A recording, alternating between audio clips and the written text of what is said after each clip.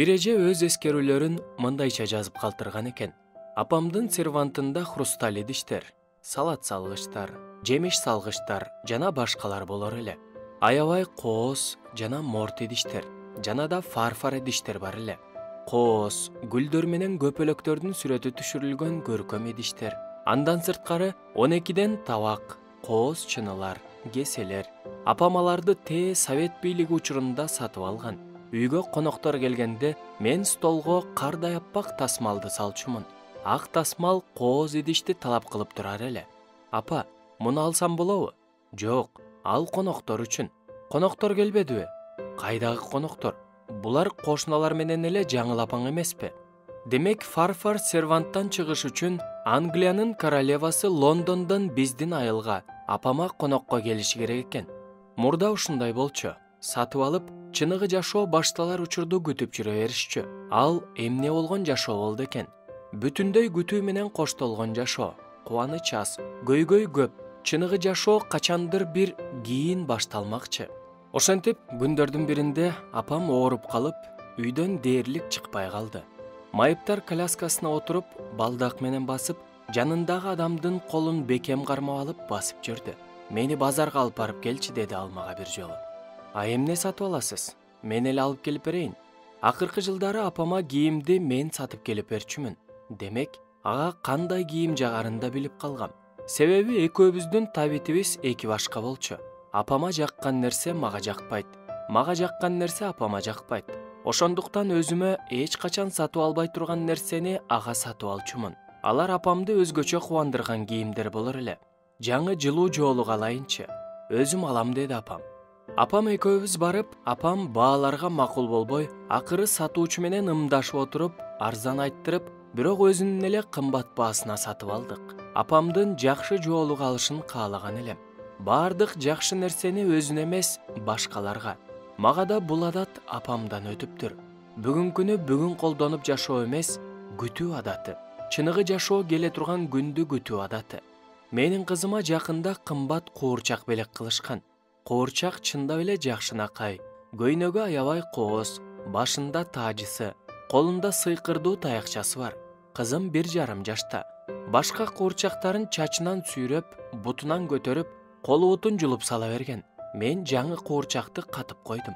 Кийинчерээк үйдү ремонт кылгандан кийин кызым чоңоюп, чыныгы жашоо башталганда ага бул куурчагын берем. Азыр эмес, бүгүн эмес. Ооруп жүргөн апам жаңы жыл алдында жакшы болуп, көңүлү ачылып, жайдары күлүп калды. Анын күлкүсү мага да дем берди. Сүйүнүп, ага жарашыктуу жакшынакай көйнөк белек кылдым. Көйнөк мага жакты. Рахмат деген апам аны шкафка салып койду. Жаңы жылда кийесизби, дедим. Жок, эмнеге? Булгап алсамчы? Кийин бир жакка конокко барганда кием. Көйнөк апама жакпады. Апам ачык, чымкый түстөрдү жакшы көрөр эле. А балким жаккандыр. Жаш кезинде жасанып кийингенди жакшы көргөнүн. Бирок анда азыркыдай кийимдер да, акча да болбогонун айтып берген эле. Негизинен апамдын курагындагылардын баары эле ушинтишет сыяктанат. Жакшынын баарын кийинкиге жылдыруу. Бардык жакшы нерселер кийин. Анын мезгили өтүп кетсе да баары бир кийин. Апам күтүүсүз көз жумду. Балдары туш-туштан чогулуп келдик. Баарыбыз тирүүсүндө көрүп үлгүрбөй калдык. Мен шалдайып отуруп калдым. Эмне кылар айламды таппадым. Такыр өзүмө келе албадым. Бир туруп буркурап ыйлайм. Бир туруп мостоюп көзүмөн жаш чыкпайт. Айланада эмне болуп жатканын аңдай албай, ден дароомун.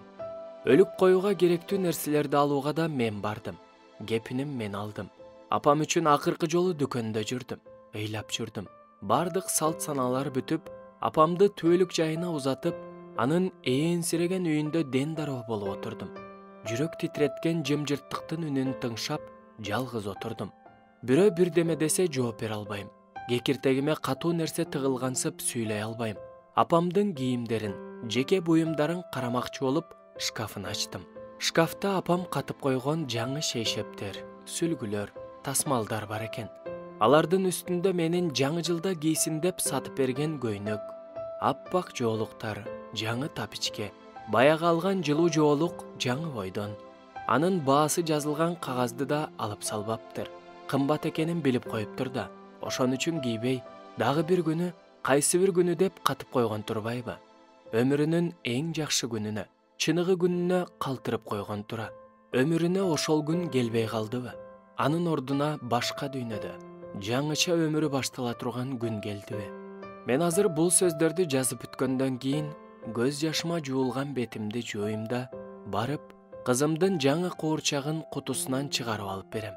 Мейли, ал аны чачынан сүйрөп ойной берсин.